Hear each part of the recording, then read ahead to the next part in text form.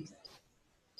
Bueno, como ustedes ven, ¿no? Desde la parte embriológica ya se han desarrollado todos los órganos y estructuras del sistema reproductor masculino. En cambio, ahora vamos a ver lo que corresponde a la anatomía macroscópica, ¿no? Del sistema reproductor masculino. Tenemos, ¿no es cierto?, que ya se han formado todas estas estructuras y vamos a ver cómo están localizadas y algunos también para qué sirven, ¿no? Entonces habíamos visto que se formaron las gónadas masculinas, en este caso los testículos, que son dos, ¿sí? Los epididímos, el conducto deferente que está contenido dentro de la bolsa, dentro del cordón espermático, así como los testículos y el epididimo están contenidos dentro de la bolsa escrotal. Posteriormente tenemos en la parte interna, en la parte pélvica, donde van a confluir, ¿no es cierto?, están las vesículas seminales, la glándula prostática, los conductos eyaculadores, las glándulas bulbouretrales y el órgano copulador que es el pene. Todos los órganos genitales masculinos son pares, a excepción de la próstata y el pene, que es uno solo. ¿Sí? Pero para saber cómo están y en qué zonas se encuentran, vamos a recordar las referencias anatómicas en cuanto a la región pélvica, ¿sí? El área perineal. Debemos saber que esta es la parte anterior y parte posterior, ¿no? En la parte anterior vamos a tener como referencia a las espinas ilíacas anterosuperiores, ¿sí? En que esta de la espina ilíaca y en el pliegue, ¿no es cierto?, en la división entre el tronco y los miembros inferiores, forman una línea divisoria que viene a ser el pliegue inguinal, como ustedes ven aquí, que está en rojo, ¿no? Tenemos también el área púbica con el pubis en la parte superior, la línea horizontal entre las espinas púbicas, ¿sí? Y este es la línea horizontal que pasa en el borde inferior de la sínfisis del pubis.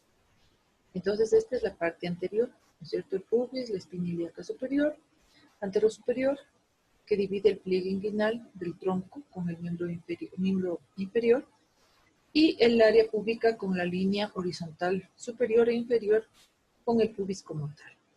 ¿Sí? Y en la parte posterior vamos a tener de referencia la línea horizontal que pasa por la articulación lumbosacra. Entonces, la quinta lumbar con la primera sacra es la articulación lumbosacra y esta es la línea imaginaria.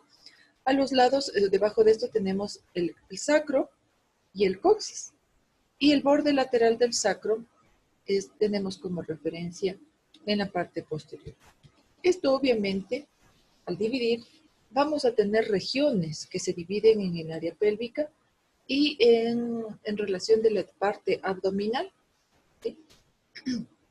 O contenidos dentro de la pared abdominal, pero en la parte inferior.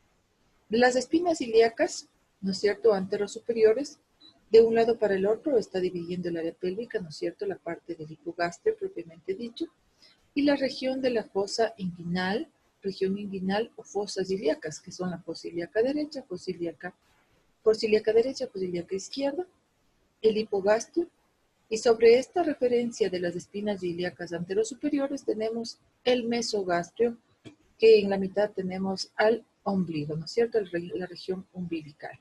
Y a los lados obviamente tenemos a los flancos, flanco derecho y flanco izquierdo. En la parte anterior también, en la línea de división del pliegue inguinal, tenemos que divide con la parte del miembro inferior, en la parte del muslo anterior. Esta es la línea, ¿no es cierto?, el pliegue inguinal. Tenemos el área púbica, la región púbica, contenido obviamente con el hueso pubis. Y estas dividen con el miembro inferior en la parte del triángulo femoral, que es conocido como triángulo de Scarpa.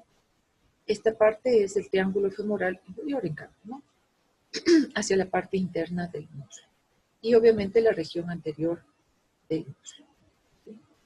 En cambio, en la parte posterior, como referencia habíamos tenido la región sacra, con la articulación lumbosacra, el borde lateral del sacro, y acá tenemos al pubis. Sobre esta región sacra tenemos a la región vertebral o región raquídea, y a los lados de estas tenemos a la región lumbar, tanto del lado derecho como del lado izquierdo. A los lados de la región sacra vamos a tener la región glútea, ¿sí? Y debajo de estos a la región posterior del muslo.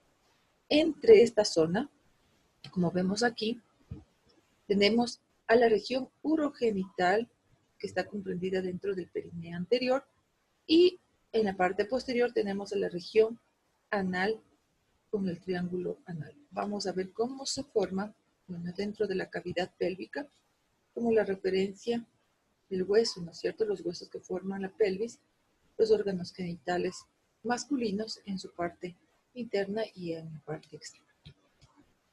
Y vamos a ver cómo el periné está constituido por las partes blandas que van a cerrar inferiormente, como lo dice ahí, la cavidad pélvica, que puede estar subdividido en dos triángulos. El triángulo urogenital anteriormente, y vamos a ver cuáles son los límites, y el triángulo anal posteriormente. El canal anal, es el tracto terminal del intestino recto y es un anexo del periné posterior, mientras que los órganos genitales externos son anexos del periné anterior. Entonces, en el periné anterior siempre vamos a encontrar los órganos genitales externos. Tanto, como ustedes ven, esta es una pelvis masculina y esta es la pelvis femenina. Y la diferencia, ¿no es cierto? La pelvis del varón es una pelvis androide, en cambio en la pelvis de la mujer tenemos una pelvis ginecoide más ancha para permitir el canal, ¿no es cierto? Para que pueda aperturarse el orificio vaginal en el momento del parto, ¿sí? Y entonces, miren, las referencias del triángulo del periné, tanto anterior como posterior, tiene límites.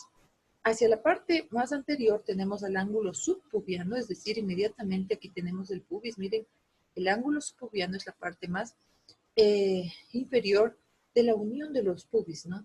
Del arco púbico, ¿sí? En la parte inferior y anterior. Hacia los lados tenemos estas tuberosidades, que son las tuberosidades isquiáticas. Por eso, este es el isquio, ¿sí? Y estas vienen a ser las ramas isquiopúbicas, ¿sí? Estas son las ramas isquiopubianas, porque va desde el isquio hasta el pubis, ramas isquiopubianas. La tuberosidad, es decir, cuando nos sentamos y sentimos esos bultitos ahí, solamente son las tuberosidades isquiáticas. Entonces, las tuberosidades isquiáticas son las que están dividiendo el periné anterior del periné posterior. Y la referencia posterior viene a ser la parte más distal o el puntito del coxis, el hueso del coxis. Entonces, miren, ángulo subpubiano, coxis en la parte posterior y a los lados las tuberosidades isquiáticas, dividiendo el periné anterior donde vamos a encontrar los órganos genitales externos y el canal anal que se encuentra en el periné posterior, que es la terminal del intestino a través del recto, ¿sí? ¿Y estamos claros con la referencia? ¿Sí? ¿Y por qué esto? Porque, por ejemplo, íbamos de ver cómo nacen las raíces del peine, entonces estamos con las referencias de las ramas isquiopúbicas. Entonces, por aquí la porción fija del pene va a nacer y hemos de ver. Entonces, tenemos a todos estos órganos genitales masculinos, ¿sí? Que van a estar compuestos por los testículos, epidídimos, que estos están contenidos dentro de las bolsas testiculares o escrotales, los conductos deferentes que están contenidos en la parte del trayecto de los cordones espermáticos, donde van a ser fácilmente palpables, y es por eso que en esa zona se va a realizar el procedimiento de la vasectomía, cuando se tiene que ligar los conductos.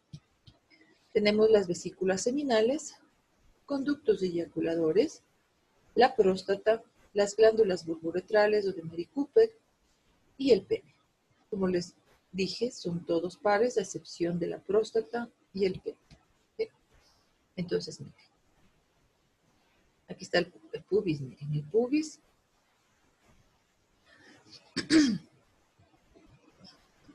Disculpas. Y aquí tenemos los testículos, el epidídimo, dentro de la bolsa escrotal, el conducto deferente, este es el conducto deferente, dentro del cordón espermático, en la parte externa, ¿no? Miren, aquí tenemos las vesículas seminales, la glándula prostática, la glándula de Cooper y el pene. Como ustedes pueden ver aquí, tenemos la raíz del pene. Y aquí tenemos también la referencia del huesito de la rama del isquio. Entonces, aquí tenemos el hueso, donde ya va a nacer una parte de la rama de la raíz del pene, que es la porción vieja. Y aquí, como referencia también, esta lámina ya la habíamos visto, de la próstata. Estos son los conductos eyaculadores que están atravesando la glándula prostática, las glándulas de Cooper y el pene.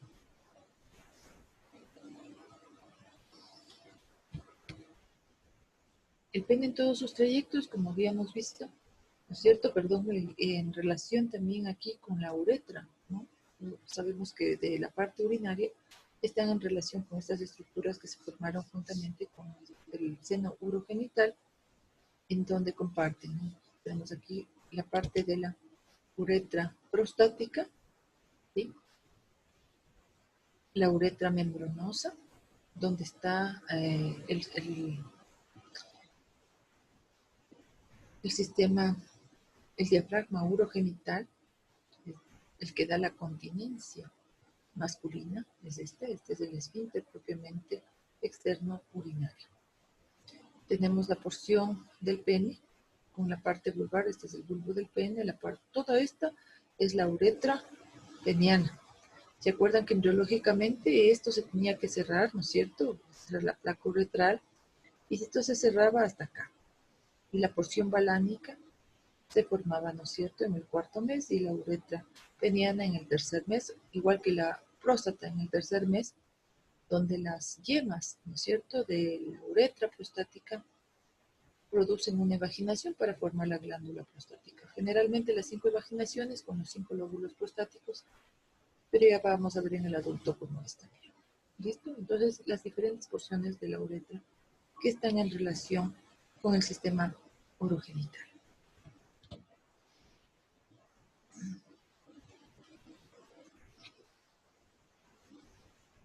Como vimos los órganos del sistema genital masculino, todos se ubican en la pelvis, en la región pélvica y en el periné anterior. Está la tuberosidad isquiótica y esta divide el periné anterior del periné posterior.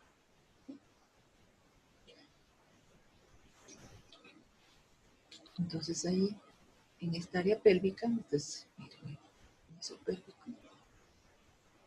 En el área pélvica vamos a encontrar las estructuras del sistema urogenital masculino y los genitales externos a nivel del periné anterior. Y vamos a hablar sobre los testículos y el epidídimo. Como ustedes saben, los testículos es un órgano par y la característica principal es que estos órganos van a crecer ya aquí en la pubertad por influencia androgénica hasta 8 veces más, hasta antes de los 20 años. ¿Qué va a producirse aquí? Obviamente se aperturan los cordones testiculares para que en esta edad, desde la pubertad, se formen los túbulos seminíferos y empiece a la producción de espermatozoides. Es decir, los testículos tienen una función exócrina, es decir, exócrina que sale, que es la producción de los espermatozoides. Pero también los testículos son una glándula endocrina porque va a ayudar a la formación de hormonas masculinas, principalmente los andrógenos. Principalmente la principal hormona es la testosterona, que esta va a ayudar a que se den los caracteres sexuales secundarios en el varón. Si no hay esta, obviamente no se van a desarrollar los caracteres sexuales y la persona o el individuo desarrollará manteniendo características infantiles. ¿No? Entonces, por eso es importante. En este testículo, como ustedes pueden ver aquí, están contenidos dentro de la bolsa escrotal, ubicados en el periné anterior. ¿Ok? Los testículos son en forma ovalada. Su consistencia es muy parecida, creo que les mencioné a ustedes, como la del ojo. Si ustedes se presionan en el globo ocular, es muy parecida la consistencia del testículo al globo ocular. ¿Ok? Y están ubicados en la bolsa escrotal, no están ubicados así de manera, como es, rectilínea, alargada, sino más bien horizontalizados. ¿Sí? Estos van a tener ciertas características. Okay. Va a tener, consta de un polo superior, un polo inferior, un borde anterior, un borde posterior. En el borde posterior está aplicado el epidídimo, una cara, un borde interno y un borde externo. ¿Sí? Más o menos, los testículos tienen un peso aproximadamente entre 20 a 25 gramos. Y generalmente el testículo izquierdo es más bajo que en el lado derecho. La mayoría es porque son diestros, ¿no? Se dice que las personas diestras tienen el testículo, los dos testículos no están al mismo nivel, siempre uno está más bajo que el otro. Muy raras veces se encuentran igualitos del mismo nivel, pero generalmente las personas que son diestras tienen el testículo al lado más caído, más bajo que en el lado derecho. Lo contrario pues sucede en personas que tienen dextrocardia de órganos, en donde el testículo en cambio derecho va a estar más caído, más abajo que en el lado izquierdo. También los testículos, como les dije, tienen los polos superior e inferior, una cara interna externa, bordes anterior posterior, y en el cual está cubierto por el epidídimo y también parte del cordón espermático. En cuanto a sus dimensiones, tiene 4 a 5 centímetros de longitud, 2.5 centímetros de espesor y 3 de altura. Esto se da de esta manera. Entonces, la longitud está de 4 a 5 centímetros de longitud, el espesor de 2.5 y la altura se mide en sentido oblicuo. Esta es la altura de 3 centímetros. ¿Sí?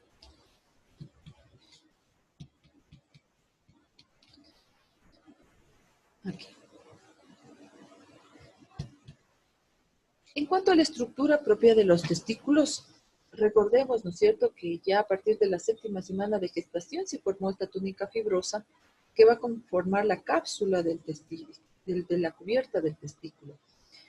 Esta pegada a la túnica albuginea se encuentra la cubierta de la hoja visceral de la túnica vaginal, es decir, de la hoja peritoneal, ¿no es cierto?, del recto peritoneo, que acompañó al testículo en su descenso.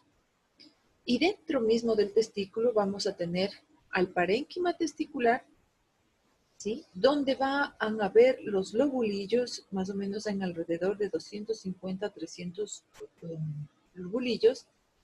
Estos van a contener a los túbulos seminíferos y de ahí se van a continuar por medio de los túbulos rectos a través de la red de testis. La red de testis se comunica con los conos deferentes que van a ingresar estos hacia la cabeza del epidídimo. ¿Sí? Estas son las vías tanto espermáticas internas como las espermáticas principales externas. ¿Sí? Y las células intersticiales en el espacio intersticial, que van a ser las células de Leydig, que van a tener las hormonas, que van a producir la hormona sexual masculina con los andrógenos principales, la testosterona. Se dice que el porcentaje del espacio intersticial dentro de la estructura del testículo es más o menos corresponde al 20% de esto. En algún momento les comenté que si no hubo un buen desarrollo o si hubo un testículo no descendido, si le operaron tardíamente, en la pubertad ya el testículo puede ser que sí desarrolle adecuadamente o puede también atrofiarse, ser un testículo más pequeño que lo habitual, es decir, un testículo hipoplásico, que podría dañarse la mayor, si digo que el espacio intersticial es del 20%, es decir, solo mantiene ese crecimiento y a veces produce también un poco de testosterona. Porque las células espermatogénicas que están dentro de los túbulos seminíferos pueden haberse lesionado por diferentes causas, como son la temperatura, la falta del descenso testicular, no ha habido la estimulación androgénica adecuada, entonces, o algún proceso inflamatorio, como han escuchado ustedes de algún proceso inflamatorio que cause alteración en los testículos. No. ¿Han escuchado a nosotros, a todos nos han puesto unas vacunas de chiquitos? Dentro de esto, una vacuna para evitar que se inflamen unas glándulas que están aquí submaxilares. Cuando se hinchan les dice, estás con... Paperas. Eso, paperas. Gracias, Milena. Sí, entonces, las paperas pueden ser un factor de riesgo porque esa produce una inflamación de las glándulas submaxilares y como afecta a las glándulas también pueden afectar a las glándulas que son los testículos. Y si esto afectó a los testículos, como estas producen hinchazón, incremento de la temperatura, puede con la temperatura dañarse las células espermatogénicas y pueden haber ser un factor de riesgo para producir esterilidad en el varón. ¿Sí? La varicela igual, Doc, ¿verdad? Y ahora también el COVID, el coronavirus. Las personas que han tenido masculinas, personas varones que han tenido coronavirus, se está viendo que está afectando la fertilidad masculina. Igualito. Entonces, todo depende siempre y cuando se hayan inflamado las gónadas, porque si no se inflaman, no se va a alterar. ¿Okay? Sí, porque hay personas que dicen, a mí me dio papeles, pero sí tengo hijos. Entonces, todo depende de si ha provocado o no una inflamación en la gónada masculina como tal. ¿Ok? Eso es. Entonces, tenemos, miren, el grosor de la túnica albuginia, su capa es más o menos de 1 milímetro y es muy resistente. Por eso también imagínense, dan golpes en el ojo, se hincha, pero no se llegan a reventar, a menos de que sí haya habido un golpe muy fuerte, extremadamente fuerte. Igual la túnica albuginia, su grosor es de 1 milímetro de grosor, porque es muy resistente. Justamente, imagínense, les dan una patada o reciben un pelotazo en las zonas nobles que les dicen, y ahí ven estrellitas. Entonces es la manera como una persona también se puede defender, ¿no? En el caso de que haya alguna agresión. Saben dónde patear y ahí les dejan quietos. Igual, ¿sí? Entonces, esta es una túnica fibrosa, gruesa, que ayuda a contener todos los lobulillos que están dentro del testículo para proteger a las células que están propiamente en la glándula, ¿no? Entonces, miren, aquí tenemos el testículo de un adulto con los lobulillos, con las divisiones de estos que pueden ser septos completos o incompletos, y dentro de estos tenemos a los túbulos seminíferos. ¿Sí? Estos se comunican por los vasos rectos hacia la médula del testículo, que es la red de testis, y hasta ahí son las vías espermáticas internas. De ahí vienen los conos deferentes, el epidídimo, conducto deferente, que son los restos de vías espermáticas principales o externas, formadas, ¿no es cierto?, del conducto de Wolff. Este es un corte axial de los testículos. Generalmente, eso también, el testículo derecho es más pesado o más grande que el lado izquierdo, que el contralateral. Pero el testículo, como les dije, izquierdo tiende a ser más bajo o estar más bajo que en el lado derecho. Obviamente los testículos tienen que estar dentro de contenidos en la bolsa escrotal. ¿Por qué? Porque su temperatura tiene que ser inferior, ¿no? Tiene que estar a una temperatura de menos 1 a 2 grados centígrados menos que el de la pared corporal para que se puedan desarrollar adecuadamente los espermatozoides. Miren, este es un corte de un túbulo seminífero donde se van a ver, después hemos de ver la parte histológica también, una parte de histología, donde se están formando los espermatozoides, desde las espermatogonias, espermatocitos primarios, secundarios, las espermátidas y los espermatozoides que van hacia la luz del túbulo seminífero para después continuar con su trayecto por todas las vías espermáticas hasta cuando sean expulsados o eyaculados. En cuanto al epidídimo, el epidídimo, en cambio, es una estructura, es un órgano en forma de C. Aquí está el testículo, el epidídimo está así, detrás del borde posterior del testículo, y este le recubre la porción adyacente a la cara externa. Si el testículo mide entre 4 a 5 centímetros, este también va a medir aproximadamente 5 centímetros de largo. ¿Qué sucede aquí dentro del epidídimo? El epidídimo, los espermatozoides van a ser almacenados y también madurados en esta estructura anatómica, hasta cuando puedan ser emitidos al exterior, hasta cuando sean llamados, ¿sí? Para que puedan, ¿cómo es? Ir a fecundar, porque esa es la finalidad de la producción de los espermatozoides, es que pueda fecundar un óvulo, ¿sí? Entonces, miren, yo siempre cuando les digo que parece el epidídimo viene a ser, yo le comparo como un camarón. Si ustedes se han visto, ¿no es cierto?, el camarón cuando ustedes van a comer, ¿sí? Que hay una partecita más gordita y al final la cola es más delgadita. Es idéntico, y digo, parece un pequeño camaroncito que está apilado alrededor del testículo, ¿sí? Entonces, entonces, tiene tres partes, o se conforma de tres partes. La cabeza, el cuerpo y la cola del epidídimo. La cabeza mide entre 10 a 12 milímetros de ancho, el cuerpo más o menos unos 5 milímetros de ancho y la cola 3 milímetros de ancho. Pero hay que tomar en cuenta que el epidídimo externamente, macroscópicamente, lo vemos como una estructura que aquí, como ustedes ven, está enrollado, pero en sí el epidídimo es un conducto único que si se lo desenrolla, llega a medir 6 metros de largo.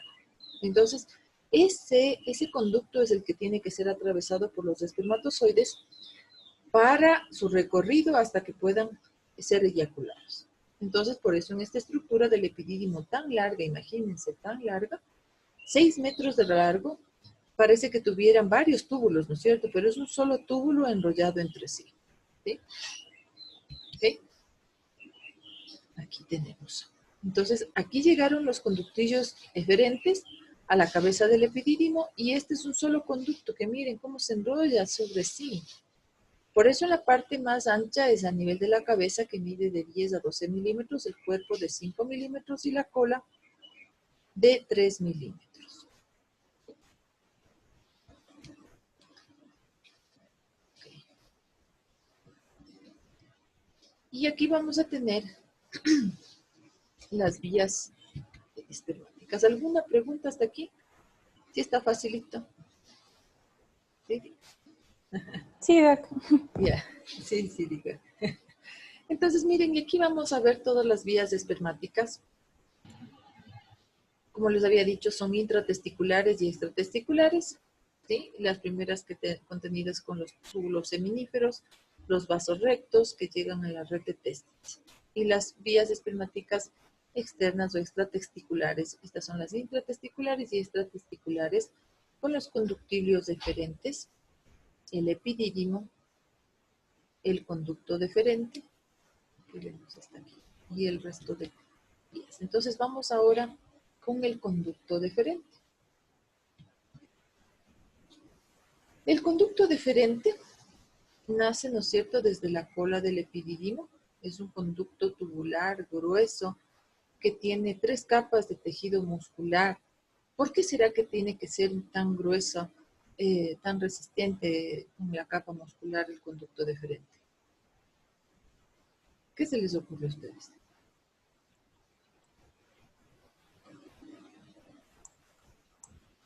Porque pasa por el conducto.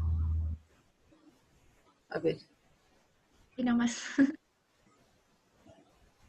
Porque pasa por el conducto genital y está un poco expuesto, tal vez. ¿Para qué servirá el conducto deferente? ¿Qué tiene que pasar por dentro del conducto deferente? los espermatozoides. ¿Ya? Entonces, ¿qué necesitan? Esto hace. ¿Qué está haciendo? ¿Qué está haciendo mi mano?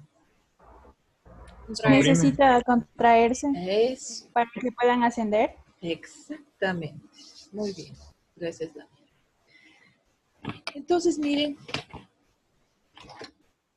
es tan fuerte la fuerza que tiene que emitir para que, imagínense que en la eyaculación tiene que contraerse de tal manera para que les mande de una los espermatozoides y salgan, ¿sí?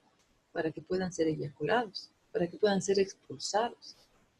Es como cuando está, ¿no es cierto?, una manguerita de agua, perdón la comparación, pero está como una manguerita de agua, ¿no es cierto? Que ha visto esas mangueritas que están así vacías, pero le abren la llave y ¡tac! Se abren y sale el agua de uno.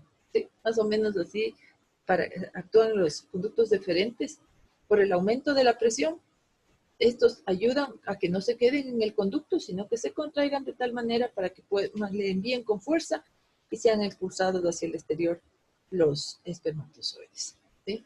Algunos hasta se ríen y están haciendo bromas. Bueno, entonces miren, este conducto deferente que nace desde la cola del epidídimo, ¿ok?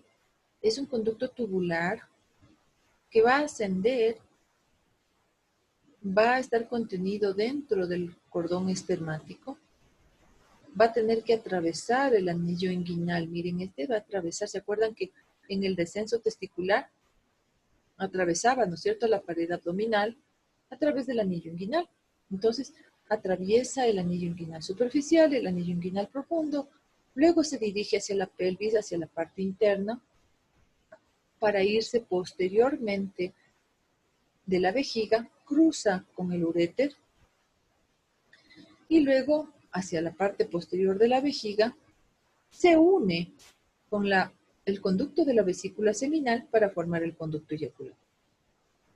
Este conducto deferente como tal mide aproximadamente 40 centímetros de longitud.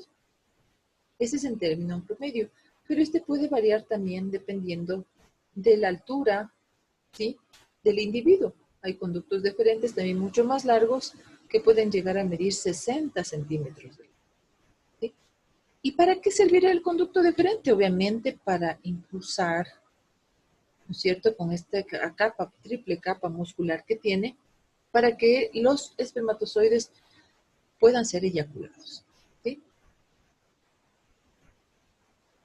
Y habíamos visto, ¿no es cierto?, a continuación del epidídimo, ¿qué va a hacer el conducto deferente? Va a transportar los espermatozoides desde el epidídimo hasta el conducto eyaculador, que va a terminar a nivel de la uretra interna prostática.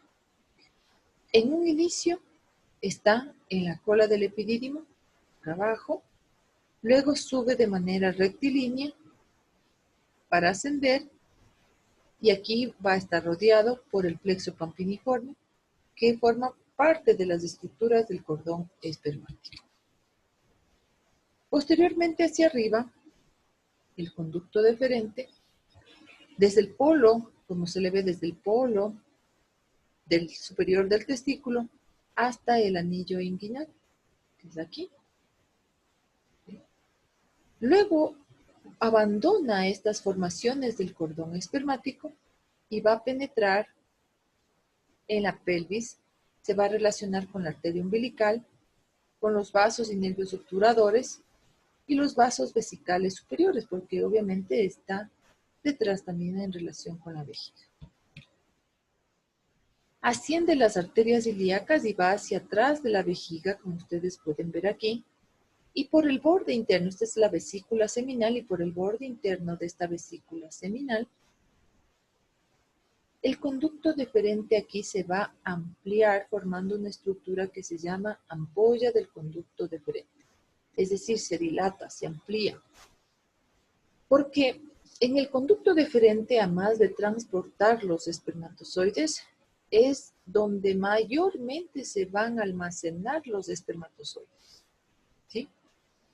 Y entonces, miren, si en este sitio se almacenan los espermatozoides, ¿ok?, obviamente cuando una persona va a ser operado o se realiza la vasectomía, todavía tiene que cuidarse porque en estas vías espermáticas que contienen todavía espermatozoides podría tener la posibilidad de fecundar un óvulo. Por eso las personas después de una vasectomía tienen que cuidarse para evitar que los espermatozoides puedan fecundar los que hayan quedado allí. Posteriormente, en las cercanías de la base de la próstata, como ustedes ven aquí, tenemos aquí la base de la próstata. Este conducto deferente se va a unir con el conducto de la vesícula seminal para formar el conducto eyaculador. Este conducto eyaculador va a desembocar en la porción prostática de la uretra a nivel del vero montano. ¿Se acuerdan cuando ya vimos la parte embriológica? Entonces, miren, tenemos aquí el conducto. Miren, el conducto del deferente con el de la vesícula seminal se han unido y han formado este conducto cónico, que es el conducto eyaculador, que está atravesando la glándula prostática para desembocar aquí a nivel del vero montano. ¿Sí? Y es como vemos igual en esta lámina, ¿no? El conducto eyaculador atravesando la glándula prostática y desembocando aquí a nivel de esta estructura que es el vero montano, en la porción prostática de la uretra. ¿Sí? La misma lámina. Y otra viendo una vista coronal de los conductos. Este es el vero montano. Este es el vero montano, tiene de referencia para la continencia masculina. Cuando se hace una cirugía prostática y se hace una resección transuretral, se reseca esto y ya vemos el vero montano y nos detenemos ahí, porque si nos bajamos más, nos podemos comer el esfínter. Me refiero a rebanar o resecar el esfínter, no comer, porque a veces dicen, ¿cómo se come el esfínter? Entonces, se puede uno lesionar el esfínter urinario externo y eso provocar alteraciones de incontinencia urinaria. ¿Sí? Hay que ser un poco hasta cuidadosos, ¿no? Porque uno tiene algunas palabras y en otros lados dice, ¿cómo le comen eso? Y eso comer es de comer. Pero ustedes sí creo que me entienden. Si no me entienden, por favor, me preguntan. Ok. Entonces, miren, como les decía, ¿no? Este es el procedimiento que se hace la vasectomía, que en un inicio estaban así, se formaban los espermatozoides y se comunicaban por las vías espermáticas, el conducto eyaculador y por la uretra para poder ser eyaculados y expulsados al exterior. Cuando se hace la vasectomía, se hace el corte y ligadura del conducto deferente para evitar que los espermatozoides ya no pasen por las vías espermáticas y obviamente evite la fecundación. ¿Sí? Es un procedimiento sencillo y algo menor, pero tampoco hay que tomarlo muy a la ligera. Ya debemos de ver en cuanto a la irrigación, inervación, cómo son estas vías. ¿Sí? ¿Hasta aquí alguna pregunta? Estamos todo clarito.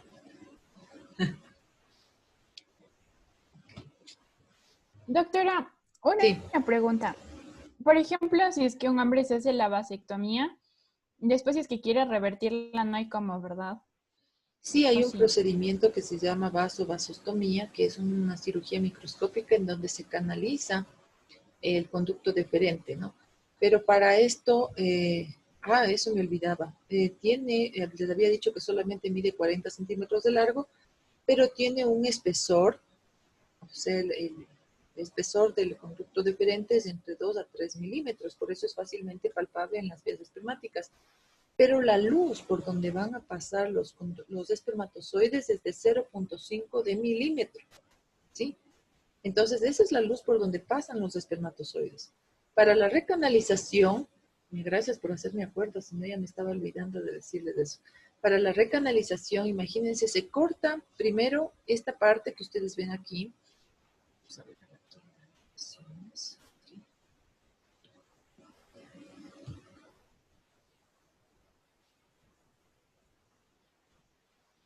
Si ustedes ven aquí,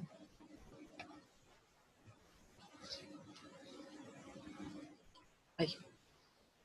Cuando se hace la recanalización, esta parte que ustedes ven aquí, se tiene que resecar todito esto. ¿Para qué? Porque esto se forma una fibrosis, como un callo ahí.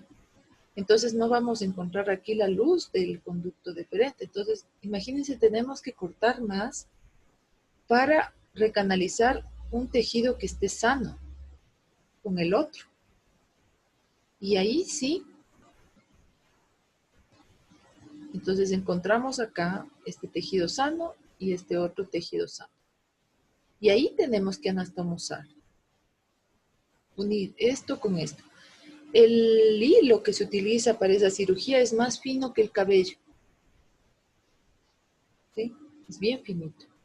El éxito de las cirugías es menos del 5%. Entonces, a veces se pueden recanalizar, otras veces no. Porque la luz, imagínense, es de menos de 1 milímetro, de 0,5 milímetros, el conducto. Entonces, y esto se une. Y otra de las cosas, a veces esto puede elevar el escroto y provocar un testículo más arriba. Y esto puede traer molestias a los varones en el acto sexual, porque a veces se le sube el testículo, se le pone en la ingle y dice, ahora me molesta esto, porque se le ha cortado y se ha subido un poco más el testículo. ¿Sí? Entonces, todas esas cosas uno tiene que hacerle ver al paciente de lo que puede suceder, del éxito de la cirugía que se puede dar o no. ¿Ok? Pero sí, si hay este procedimiento, y si no, yo lo que les ofrezco ahora a mis pacientes que se hacen la vasectomía y si son jóvenes y todavía quieren tener hijos, es que puedan, ¿cómo es? Guardar su líquido seminal en un banco de semen para que si en algún momento quieren tener una nueva descendencia, pueden utilizar ese esperma congelado a menos de 100 grados centígrados y utilizarlo para cuando lo deseen. Eso es. ¿Y Entonces es una cirugía dolorosa, ¿Perdón? doctora? ¿Y es una cirugía dolorosa, doctora? O sea, es una cirugía microscópica y por el éxito, porque a veces, imagínense, se puede volver a cerrar, ¿cómo se puede canalizar? Entonces, el dolor que puede producir más es por la retracción o depende. Imagínense, yo ahora casi les corto 1 centímetro del conducto deferente. Y si hay esta fibrosis, ¿no es cierto? Habíamos visto, si hay esta fibrosis que tenemos aquí, esto, ¿no es cierto? Esto de aquí, con esto de acá, hay que buscar un tejido normal para unirlo. Y a la unión, esto puede acarrear que se suba un poco más el testículo de la bolsa escrotal. Y esto posteriormente, no en todos, posteriormente podría ser la causa de que el paciente presente dolor o molestias. ¿Sí? Entonces, sí es algo complejo que hay que avisar siempre al paciente para que no haya sorpresas, porque después imagínense, usted le ofrece algo y después no salió, pueden inclusive ahora, ¿no? Con la facilidad pueden demandar y decir, es que a mí me dijo esto. Entonces hay que ponerlo todo por escrito de los riesgos que se pueden presentar. E incluso también del éxito, como les digo, es menos del 5% de éxito en estas cirugías, es decir, bien bajito, ¿sí? Pero así es. Ahora vamos a ver a la vesícula seminal, ¿sí? La vesícula seminal son estas dos formaciones taxiformes, aquí como ustedes pueden ver acá, que producen la mayor parte de la cantidad de líquido seminal. Igual miden más o menos entre 5 centímetros de longitud, ¿sí?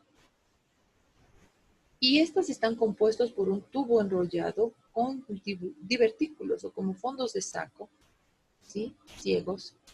Y aquí van a producir, tienen una capacidad de entre 1,5 a 3 centímetros de líquido seminal. Las vesículas seminales producen el 60% de la totalidad de líquido seminal. ¿Sí? ¿Estas dónde están ubicadas?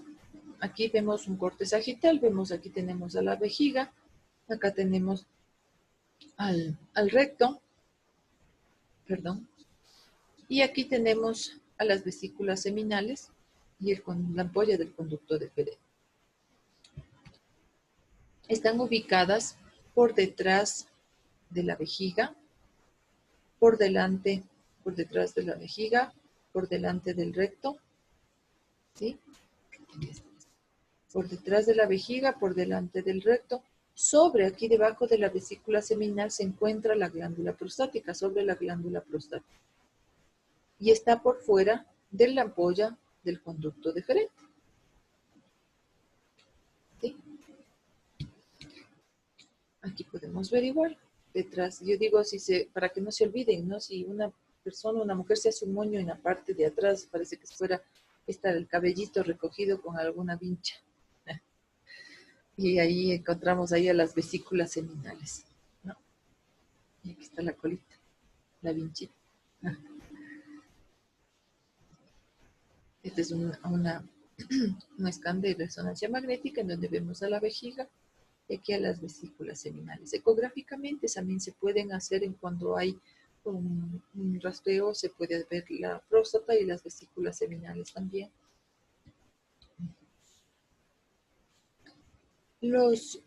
Algo importante de las vesículas seminales es que en la parte superior están formando una aponeurosis, que es la aponeurosis prostatoperitoneal. Imagínense, aquí ya tenemos a la cavidad abdominal, ¿sí? Y está cubierta del peritoneo, ¿sí?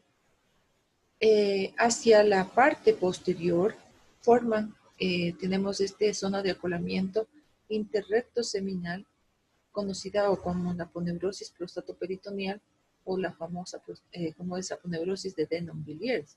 Esta es la zona de declive mayor en el varón. ¿Por qué es importante esto? Porque cuando hay un cuadro de una inflamación peritoneal, llámesele a esta peritonitis por alguna ruptura de algún órgano hueco, principalmente la más conocida, ¿cuál es de las patologías que se conoce que produce dolor abdominal? ¿La apendicitis? Eso, la apendicitis. Entonces, miren, el apéndice cuando se lesiona, se perfora, ya produce, ¿no es cierto?, salida de líquido, y esto provoca una irritación peritoneal llamada peritonitis. Pero a veces cuando son esas apéndices, que también en el varón, no es un cuadro muy claro de apendicitis. Por ejemplo, en este caso, a mi hijo le pasó eso. No era el dolor típico con él no les llegamos a hacer lo que les voy a decir, pero ustedes pueden estar en la rural o hacer estar en alguna zona lejana y viene un paciente masculino con dolor abdominal, que no tiene dolor en la típica fosa ilíaca derecha, sino tiene un dolor abdominal difuso y a veces cuando se produce ya irritación peritoneal, una de las maneras cuando ya se puede ver si hay líquido es hacerle un tacto rectal. Cuando se hace un tacto rectal por esta zona, se puede topar y llegar y esto es un signo indirecto que puede provocar dolor. Normalmente un tacto rectal no causa dolor. Incomodidad sí, pero no dolor. Pero cuando se hace un tacto rectal y uno al estimular con el dedo la zona, ¿no es cierto? Aquí.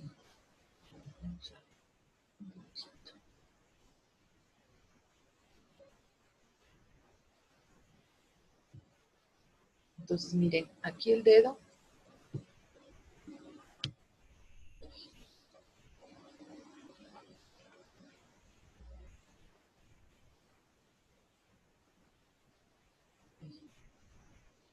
No sé decirlo.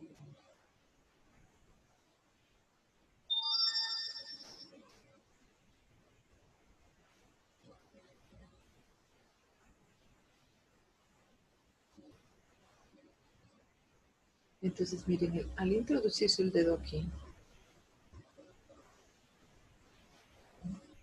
está topando esta zona. Al estimular, puede provocar dolor, ¿sí?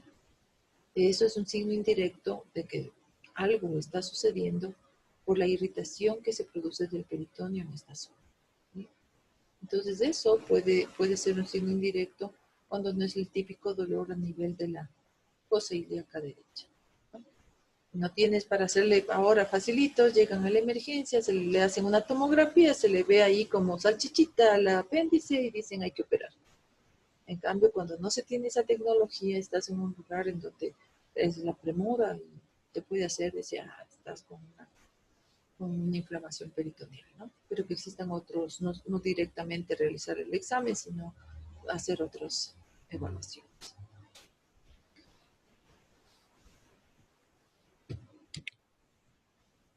Okay. Ahora vamos a ver los conductos eyaculadores. Estos conductos eyaculadores tienen una longitud desde aquí hasta acá de 2.5 centímetros. Son cónicos. La luz en la base es más o menos entre 1 a 2 milímetros y cuando termina es de igual de 0.5 centímetros, 0.5 milímetros al terminar a nivel de la uretra prostática. Algo también que me olvidé mencionar es en la ampolla del deferente, habíamos dicho, ¿no es cierto?, que esto mide 2 milímetros, pero la ampolla del deferente puede dilatarse hasta de 3 a 5 milímetros, por eso se forma este reservorio, ¿no?, del conducto deferente. Y aquí se han unido las vesículas seminales con el conducto deferente, formando el conducto eyaculador, que va a transportar la fase última de las vías espermáticas externas, extratesticulares, ¿no?, a nivel del verumontano en la uretra prostática masculina. ¿Sí? ¿Sí estamos claros hasta ahí? Sí, Doc. Vamos a ver ahora la irrigación del testículo. Esta se forma, ¿no es cierto?, tiene la arteria espermática o testicular que nace desde la aorta, que va a seguir su trayecto en el descenso testicular. Va a anastamosarse posteriormente a la arteria también del conducto deferente y con la arteria espermática externa. Y las venas que nacen del testículo nacen desde la médula testicular, van hacia atrás del plexo pampiniforme, ¿sí? Como pueden ver aquí. Miren, tenemos aquí la arteria espermática del lado izquierdo, ¿sí?, la arteria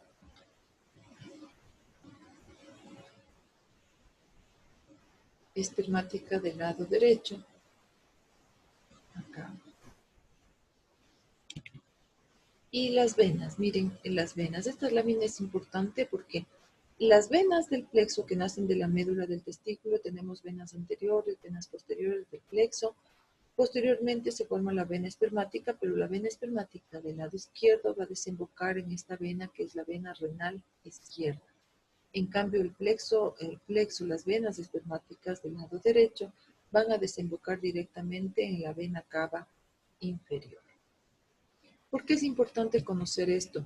Porque en el plexo pampiniforme nosotros tenemos venas anteriores, venas posteriores, las venas anteriores en relación también con la arteria espermática. Aquí tenemos el conducto deferente, ¿sí? Y rodeado también de aquí de la arteria del conducto deferente, las venas del plexo pampiniforme, venas posteriores que forman, ¿no es cierto?, todo este conducto. Y estas van obviamente a acompañar aquí a la vena testicular. Desde acá. Y si vemos aquí los plexos, ¿sí?, siguen el trayecto, el del lado izquierdo hacia la vena renal izquierda y el del lado derecho hacia la vena cava inferior. Les mencionaba que por qué es importante conocer, porque existe una patología que se puede dar por inflamación provocada por golpes y al ser provocada por golpes puede empezar a causar dolor a nivel testicular. Entonces en las personas jóvenes vienen con dolor testicular, dicen cada vez que juego, cada vez que hago una actividad física, empiezo a tener dolor y siento que se me hincha el testículo, ¿sí? Entonces puede ser una patología cuando se dilatan estas venas. ¿Cómo se llaman? ¿Saben ustedes cómo se llama cuando una vena se dilata? ¿No es el varicocele? Sí, ese es el nombre, sí, pero en general, la dilatación venosa produce en las venas una patología que se llama... No es de eso. Generalmente es más conocido en las piernas. Mira, cuando se le inflaman las venas o cuando están hinchadas las venas, dice, tienes Varices. Eso. El varicocele no es otra cosa que varices a nivel del plexo pampiniforme, sino que se le conoce como varicocele, ¿sí? Por la dilatación. Entonces, esta dilatación venosa, las venas, por ejemplo, más o menos a nivel de genital, a nivel de ahí, el ancho de las venitas son alrededor de 1.5 milímetros. Entonces, a veces hay venas que se dilatan y cómo se puede hacer esa pruebita cuando se le pide que tose, que puja, que haga, aumente la presión abdominal, aumenta el vaciado, aumenta el encharcamiento, perdón, el llenado de sangre a nivel de las venas, provocando un engrosamiento de las venas. Y este encharcamiento de sangre es por la que, ¿por qué se dan las varices? Por una incompetencia de las válvulas en el retorno venoso. Por eso se ha dañado las venas y esto produce una éstasis venosa que se va quedando y esto provoca la hinchazón de las venas, la dilatación de las venas, llegando a provocar dolor en algunas personas. ¿Sí? En otras personas dices, sí, pero no me duele. Mientras no le duela, en buena hora. Pero si le duele, obviamente va a tener que ser intervenido quirúrgicamente. Se da más en el lado izquierdo porque como si ustedes ven aquí. ¿Cómo termina esto? Como en T, si se dan cuenta, la vena renal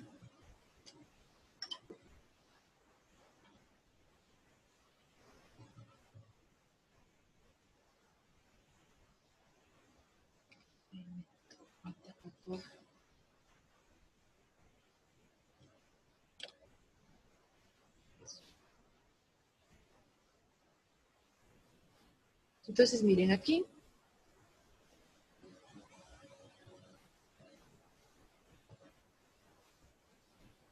Aquí como ustedes ven termina en T. Esto termina en T. La vena renal. Y aquí en cambio, en manera oblicua, ¿sí? Perpendicular a la vena cava. Por eso el varicocele o estas varices a nivel del plexo pampiniforme son más frecuentemente en el lado izquierdo que en el lado derecho, aunque pueden haber varicoceles bilaterales, ¿sí? Entonces, esto puede ser cuestión de que, ¿qué pasaría si aumenta aquí? Imagínense a nivel del plexo, esto se incrementa y se vuelven unas tortuosidades gigantes aquí, dándole apariencia de que hubieran gusanos. Por eso hay un signo que se dice como signo de gusanos, provocado por el varicocele.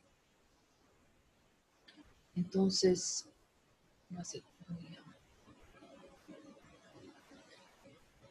entonces imagínense que aquí hayan así, ¿no? Las estructuras tan dilatadas, las venas tan dilatadas, que da la apariencia de que estemos palpando gusanos como tal.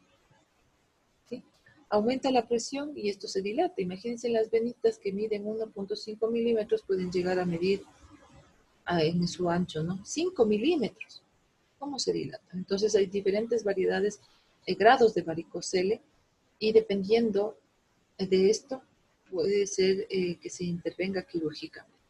¿Y qué pasará si hay una dilatación venosa en esta zona? ¿Qué creen que ocurre aquí en la bolsa escrotal si está con varices?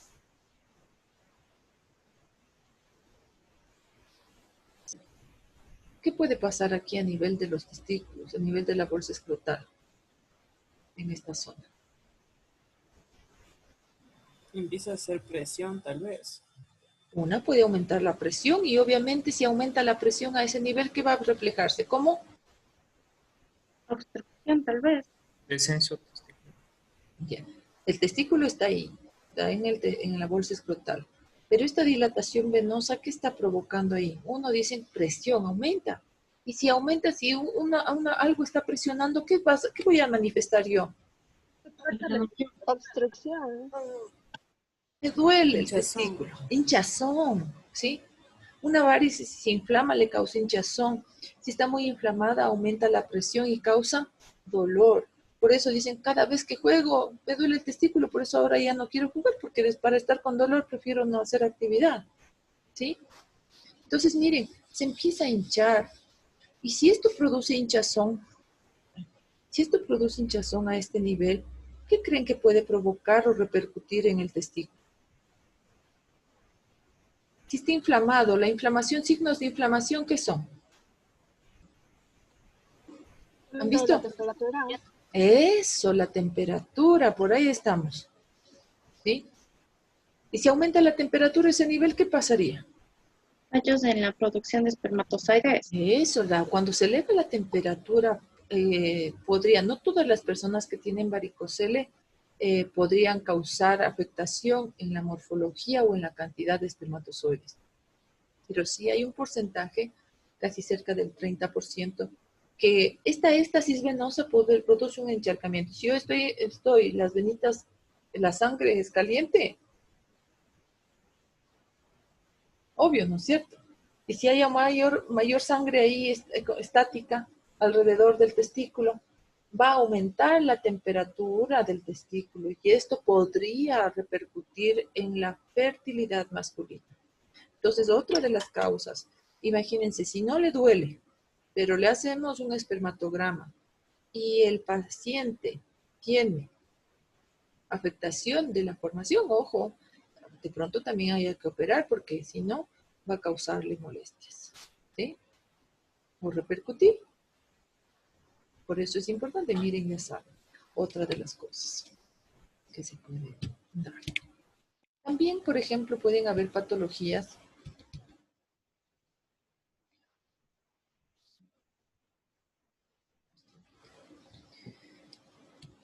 entonces, miren, también, por ejemplo, si no ha habido esto generalmente de las varices escrotales, por ejemplo, las personas que van a hacerse militares, policías, jóvenes que van a entrar y se les examina y está con varices, les dicen negados, tú no vas a entrar. Pero ¿por qué? Si a mí yo estoy bien, no me duele nada. ¿Por qué? Porque con la actividad como los militares, policías, tienen un mayor esfuerzo físico. Si saben que tiene esto, puede ser que con la actividad física se agudice y se dilate más las venas y sea un factor de riesgo y lo que menos quieren es tenerle en el departamento médico que haciendo actividad. Entonces, esa es una de las contraindicaciones para ingresar a la vida militar. ¿Ok? También, por ejemplo, si una persona nunca ha tenido problemas de varicocele en el joven, pero ya llega a 50, 60 años y de pronto dicen, me duele el testículo y siento que se me ha hinchado. Ojo, ¿dónde desembocan estas venas? Mire, ¿cercano a dónde? ¿Qué es esto? Riñón. El riñón. Ustedes han visto que a veces hay personas que se les empieza, ya mayorcitos, y que se les empieza a hinchar las piernas. ¿Ya? Aquí tenemos el área pélvica y aquí tenemos estos vasos. ¿Cómo son estos vasos? Y Hipogástricas. los vasos hipogástricos, sí. Y esto va después hacia los miembros inferiores, ¿no? Esto, si hay una masa que comprima esto, obviamente va a haber una insuficiencia venosa que se va a repercutir con hinchazón o varices también a nivel de las personas. Si yo tengo varices en una edad adulta que nunca ha tenido dilatación venosa y empieza a haber dolor testicular, ojo, puede haber una masa que esté comprimiendo esto y por efectos, ¿no es cierto?, secundarios, los signos indirectos de aquí, podría estarnos avisando de alerta, algo está pasando en el riñón, oiga, puede haber un tumor del riñón que comprima los vasos y puede de pronto aparecer entre 50 y 60 años y nunca ha tenido una masa tumoral. ¿Sí? Por eso, ¿dónde terminó? Puede ser el varicocele. Oh. Ahora, ¿Sí? entonces el varicocele puede presentarse el dolor también a nivel de la pierna o solo el testículo. No, solo el testículo. Generalmente, o sea, me refería a que cuando hay una masa pélvica, ¿sí?, que comprime estos vasos, puede repercutir hacia los miembros inferiores, eso sí. ¿Ok? Pero generalmente puede repercutir, a veces puede doler hasta la parte interna, pero generalmente hasta la zona inguinal, ¿sí? El conducto inguinal, o la trayectoria que siguen los vasos. ¿Sí? ¿Ok? Ya. Muy bien. Entonces, miren, vamos a ver también creo que hasta los ganglios linfáticos y inervación del testículo. Los ganglios linfáticos van a desembocar en los ganglios lumbares o aórticos. Y los plexos, tenemos los plexos tanto testiculares o espermáticos, que van a recibir las ramas del nervio genitocrural o genitofemoral y también de los escrotales y perineales. Entonces, miren, aquí tenemos los ganglios lumbares o aórticos que provienen desde la parte testicular. ¿Sí? Aquí. ¿Sí? Estos también, los ganglios aórticos que vienen desde la parte testicular.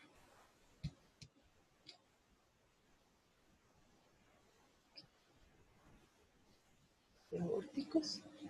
Esta es la vena espermática derecha porque termina en la vena cava inferior. Y generalmente las fibras simpáticas que alcanzan al testículo tienen efecto también vasomotor. Por eso, aquí, bueno, este es el nervio. Bueno, aquí también las fibras del plexo del epidídimo, de las plexas del plexo hipogástrico.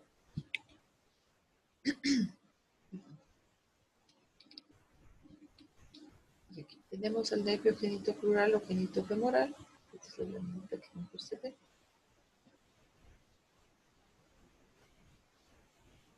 Hasta esta zona. ¿Sí? ¿Y por qué esto es importante? Por eso, miren cómo viene a esta zona, que esta es la parte, esta es la referencia, ¿no es cierto?, de la espina ilíaca anterosuperior y esta es la región abdominal. Por eso, cuando una persona recibe un golpe por trauma, por proceso inflamatorio y llega a ser tan intenso, el dolor que puede ser chocante, el paciente puede llegarse incluso a desmayar por el dolor tan fuerte o agudo que puede ser, porque este dolor va referido hasta la parte inferior de la pared abdominal. Entonces esto les causa tanto dolor que puede desmayarse una persona, ¿no? Y en cuanto a la irrigación sanguínea del conducto deferente, vesícula seminal, todas provienen de la arteria del conducto deferente, luego se anastomosa también con la arteria espermática. Los plexos, las venas van hacia el plexo prostático, plexo vesical, y algunos ganglios a los ganglios ilíacos, tanto internos como externos. Aquí vemos ramas de la vesical inferior que van son ramas de la arteria, del conducto de la arteria espermática, que son ramas de la hipogástrica también. Y aquí tenemos, ya vamos a ver aquí, tenemos la arteria del conducto deferente, ¿sí? ¿Okay? Aquí tenemos todo, ¿no es cierto? Tenemos el plexo diferencial, los plexos venosos prostático y vesical, hacia donde desembocan todas estas del epidídimo deferente a esta zona. ¿Sí? Tenemos también ganglios ilíacos internos y también los ganglios ilíacos también externos. Igual el conducto deferente para los plexos en inervación, plexos hipogástricos superior e inferior, y la vesícula seminal, plexos hipogástricos en cambio inferior y prostático. Y otra de las estructuras que habíamos mencionado, ¿se acuerdan que habían las apéndices tanto testiculares y las apéndices del epidídimo? Que son pequeñas formaciones situadas en el polo superior del testículo y estas vienen a ser los residuos del conducto paramesonéfrico, ¿sí? Que es el extremo de lo que correspondía, ¿no es cierto? El paramesonéfrico formaba en la mujer la tuba uterina, ¿no? Aquí tenemos las apéndices del testículo y aquí también podemos ver, este es en cambio del epidídimo. ¿Sí? Esta es la del testículo y esta es del epidídimo. Estas, ¿por qué tenemos aquí? Porque estos residuos, también habíamos visto que en cambio del epidídimo son remanentes del conducto de Wolff, ¿no? ¿Por qué es importante conocer esto? Porque a veces estas pueden torcerse en su pedículo y causar un dolor intenso que aparenta una torsión testicular. Y esto puede convertirse, miren, esta es una emergencia quirúrgica de un niño que tuvo un dolor testicular y se le necrosó el apéndice. Solamente se coge, se corta estito y listo. Pasa el dolor. ¿Ya? Tuvo que hacerse una exploración escrotal para poder llegar a determinar esto. ¿Sí? Y obviamente el apéndice de pediculada o puede ser pediculada del epidídimo, en cambio están del conducto de Wolf, ¿no? También se les conoce como hidátides de Morgagni. Realmente no dice para qué sirven, no sirven, pero cuando se inflaman pueden formar quistes en la cabeza del epidídimo o del paradídimo. ¿Okay? Y el paradídimo, obviamente, habíamos visto que estaba son los vasitos aberrantes, ¿no es cierto?, de los paragenitales que estaban alrededor del epidídimo, por eso se les llamaba o quedaban estos vestigios como paradídimo, ¿no? Que también pueden inflamarse y causar quistes o formaciones alrededor del epidídimo. ¿Okay? Hasta aquí, que tengan ustedes alguna pregunta.